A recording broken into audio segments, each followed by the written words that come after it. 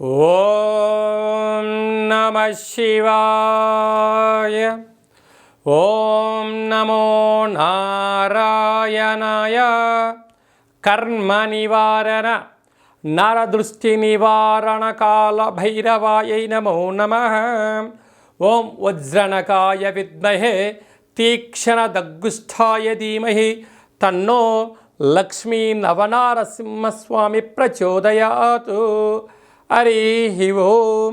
మా ఛానల్కి స్వాగతం. చూస్తున్న వీక్షకులకు, ప్రేక్షకులకు, ప్రియ కాల భైరవ భగవద్బంధులకి స్వాగతం పలుకుతూ, జ్యోతిష్య అభిమానులకు, సనాతన ధర్మ సంరక్షకులు అందరికీ కూడా నరసింహస్వామి వారి యొక్క జయంతి శుభాకాంక్షలు.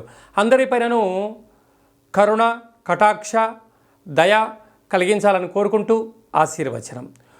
1/5/2025 నుండి 15/5/2025 వరకు పుట్టినటువంటి వారందరికీ కూడా జన్మదిన శుభాకాంక్షలు. అలాగనే ద్వాదశ రాశుల్లో గ్రహ గమనాన్ని ఒకసారి వీక్షింపచేద్దాం. మేషరాశిలో రవి భగవానుడు ఏడాది తర్వాత సంచార స్థితి. వృషభ రాశిలో దేవగురు బృహస్పతి చివరార్ధ సంచార స్థితి. కర్కాటక రాశిలో కుజ భగవానుడు నీచభంగ రాజయోగ సంచార స్థితి. కన్యరాశిలో కేతు సంచార స్థితి. మీనరాశిలో చతుర్గ్రహ సంచార స్థితి. బుధ భగవానుడు, శుక్ర భగవానుడు, శని భగవానుడు, రాహు భగవానుడితో ద్వాదశ రాశుల్లో గ్రహ గమనాలు ఈ విధంగా ఉన్నాయి. మకర రాశి వారికి 7.5 సంవత్సరం తర్వాత ఏళ్లనాటి శని వెళ్ళిపోయిన తర్వాత తృతీయంలో చతుర్గ్రహ సంచార స్థితి, అర్ధాష్టమ రవి, పంచమస్థానంలో గురు సంచార స్థితి దోషంలో ఉన్నప్పుడు నరసింహస్వామి యొక్క జయంతి కళ్యాణ మహోత్సవ కార్యక్రమంలో పాల్గొనడం వలన ఎలాంటి యోగం కలుగుతుందో ఈ వీడియోలో సవివరంగా సంపూర్ణంగా తెలుసుకుందాం. మకర రాశిలో ఏ నక్షత్రాలు వస్తాయిగా?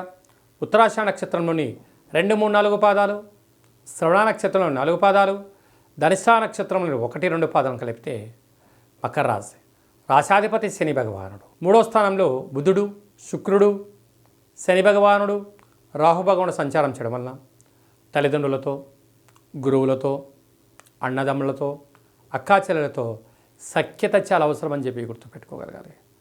ఏడాది తర్వాత అర్ధాష్టమ రవి సంచార స్థితి ఉండడం వలన దూరావాయు జల ప్రయాణం చేసేటప్పుడు ఎన్నో జాగ్రత్తలు అవసరం. లేకపోతే అనేక రకాలమైనటువంటి ఇబ్బందికి మీకు మీరే అనారోగ్యము, దీర్ఘకాలిక వ్యాధులు వచ్చే పరిస్థితి చాలా అధికంగా ఉంటుందని చెప్పి గమనించాలి. సంతాన స్థానంలో గురు సంచార స్థితి ఉండడం వలన నూతనంగా వివాహమైన వారికి సంతాన యోగం, పిల్లల యొక్క చదువులు, అభివృద్ధి, అన్నింటా విజయం మకర రాశి వారికి సొంతం కాబోతుంది. సప్తమంలో కుజుడు సంచారం చేయడం వల్ల, కుజదోష ప్రభావం కారణం వల్ల రుణ సమస్యలు, రోగ సమస్యలు, దూరావాయు జల ప్రయాణంలో ఆటంకాలు పొంచి ఉన్నాయి. భాగ్యస్థానంలో విశేషంగా కేతు సంచారం చేయడం వల్ల భార్యాభర్తలు, ప్రేమికులు, పార్ట్నర్షిప్ వ్యవహార కార్యక్రమాలలో ఎన్నో జాగ్రత్తలు అవసరం.